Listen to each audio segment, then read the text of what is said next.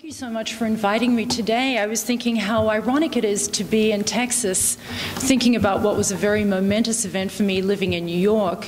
And I should add that it was a day like today, walking out of the airport today. I was thinking that day, that September day of a blue sky, dry air will always, I think for all of us in the area in New York, remind us of that event. There's something very eerie about that. So it's a very visceral thing, and I'll come back to the psychology of our reactions.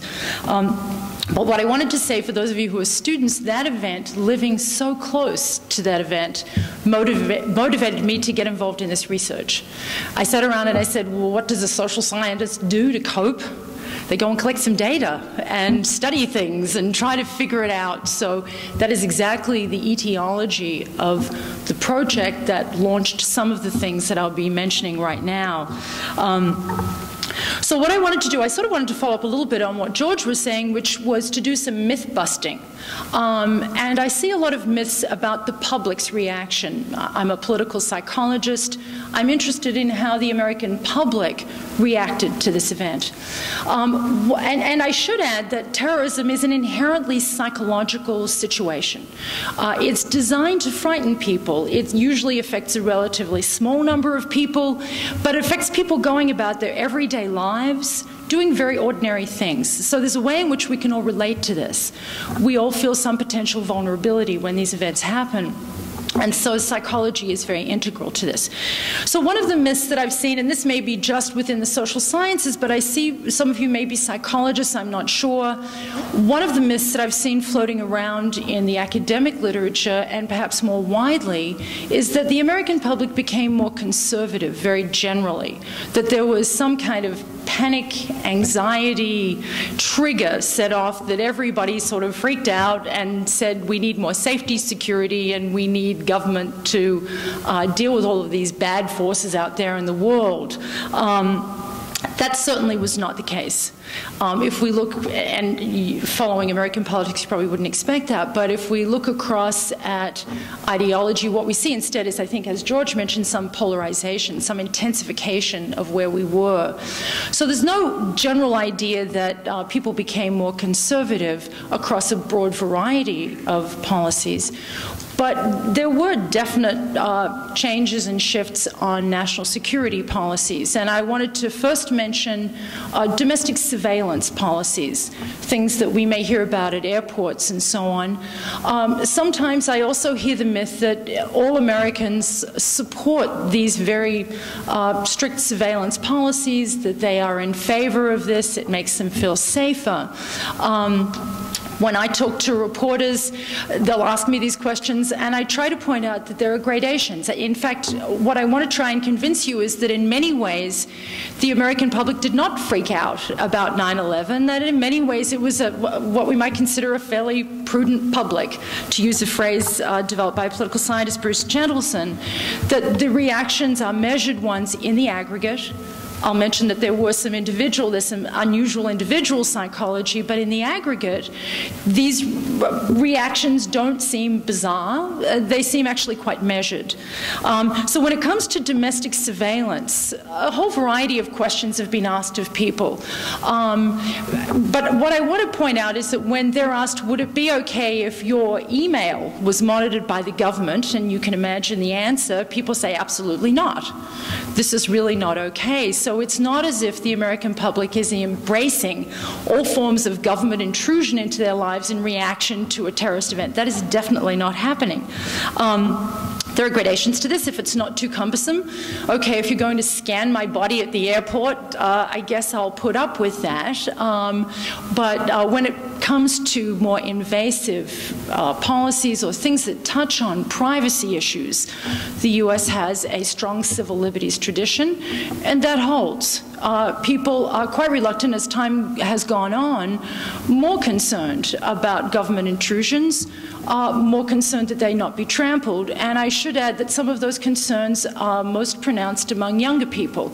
I was just looking at some Pew polls that show that young people, some of your age, are quite concerned that the government may be targeting Muslim Americans for special treatment, and they don't like that. So there is a way in which the younger generation is more concerned about things they are more concerned about, like tolerance. So again, a reasonable reaction that we might expect. So I will add that as we talk about this kind of domestic surveillance and security issues, there are certain kinds of people and certain kinds of events that will lead the country to support those more. What we saw immediately after 9/11 was a very sharp increase in the number of people who thought they personally could be victimized. That's different from thinking the nation is under attack. Everyone believed that, everyone still believes that. But the sense that you yourself could be a victim rose sharply immediately after 9/11 and then quickly subsided. In that moment when it increased, when there were people who were frightened for their own personal safety, there was an increase in the willingness to forego civil liberties. So one thing I take away from that is if we were to experience more increased acts of terrorism on U.S. soil, there would be greater support for more invasive government policies to make you feel safe.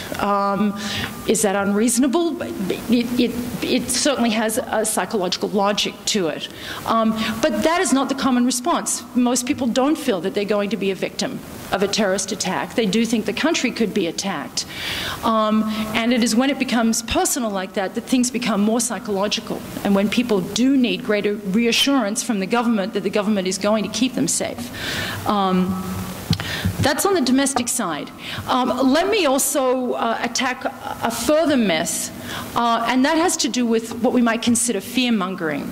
That what politicians were doing in some of these intervening years was to make people feel frightened, and that would increase support for government policies of various kinds, including war.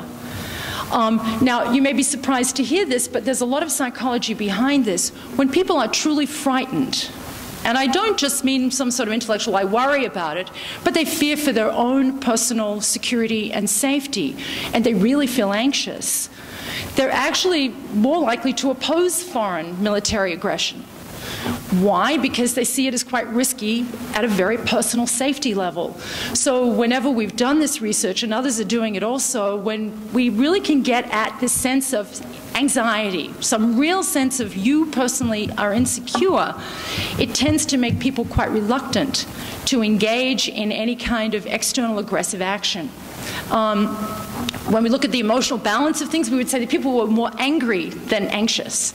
Anger leads us to go out and want to attack an attacker. When we're anxious, we're not quite sure what to do, but the safest thing is to probably do nothing and certainly not invite further aggression. So that, I think, it's important to remember. Again, if we were to experience greater attacks, that kind of psychology would probably increase again. People do feel anxious when they feel like they could personally be victimized. So I think that adds some insight to understanding what's going on with war. And I should add, as George was talking about the Iraq War is an interesting example. I'd love to get some questions, I'm sure we all would, on this if we're getting questions at the end of this. But I wanted to reinforce what he was saying, because there again was some sort of notion out there that fear-mongering, reminding Americans of terrorism would somehow increase support for something like the Iraq War. And in fact, as George pointed out, there really wasn't much groundswell support for the war. And in fact, as a tidbit, in further analysis of the data that we collected, we actually found that people who were reading newspapers as opposed to television picked up information that made them wonder about the wisdom of the Iraq War. That's a long story and something I'd be happy to answer questions about. We're working on a book on this. But interestingly, looking at the content of newspapers and television, they quite diverged. I'm not talking about the New York Times, because we know the New York Times got into a lot of hot water, especially on weapons of mass destruction. I'm talking about local newspapers. So digging into some local newspapers, there was the Night Ritter news organization that has been celebrated subsequently for its coverage of the Iraq War, and the journalists in their Washington bureau said, we don't write for the people in Washington who are sending people to war, we write for the people whose children will be sent to war because we have a lot of bases that are included in our newspaper coverage and domain, and they actually did a great job. And people who read newspapers closely, and there's a lot of analysis goes behind this, were actually more reluctant, and this is controlling for education levels and so on. So it appears that there again was a prudent aspect to Americans' responses. They were looking for information in response to this and trying to make reasonably intelligent decisions about what was going on. Thank you.